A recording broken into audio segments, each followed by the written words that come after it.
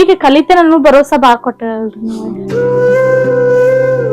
ನಾವ್ ಕಲೀಲಿಲ್ಲ ನನ್ ಮಕ್ಕಳಾರ ಕಲೀಲಿ ಅನ್ನೋದೊಂದ ಎಲ್ಲಾರ್ದು ಆಸೆ ಅವ್ರದ್ದು ಹಂಗಾರಿ.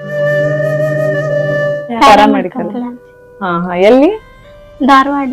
ಯಾವ ಕಾಲೇಜ್? District college. ಅಂದ್ರೆ ನೀವೇನ್ ಕೆಲಸ ಮಾಡ್ತೀರಿ? ಕೂಲಿ ಕೆಲಸ ಮಾಡ್ತೀರಿ. ಎಲ್ಲಿ? ಇಲ್ಲೇ ಲೋಕಲ್?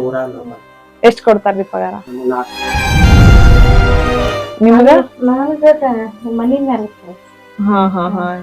ಅಂದ್ರೆ ನೀವ್ ಎಷ್ಟ್ ಮನಿಗ್ ಹೋಗ್ತೀರ? ಹಂಗ ಇಲ್ಲಿ ಊರಾಗ ಹೋಗ್ತಿರೋ ಬೇರೆ ಕಡೆ? ಬೇರೆ ಕಡೆ ಹೋಗ್ತೇನ್ರಿ. ಈಗ ಧಾರವಾಡಕ್ ಹೋಗ್ತಿರಲ್ಲ? ಹಾ ಹಾ.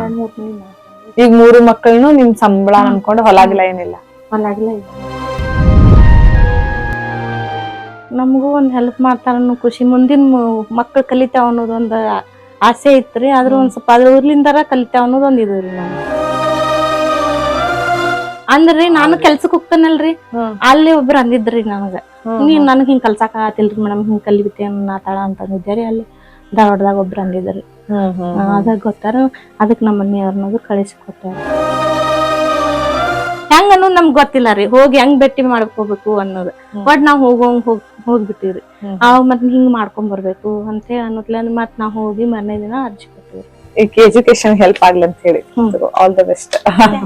ಸರಿ, ನಮ್ಮಪ್ಪನ ದುಡಿಯಾಕ ನಿಮ್ಮಿಂದ ಸಹಾಯ ಕೇಳಿದೆ, ಅದಕ್ಕೆ ಧನ್ಯವಾದ.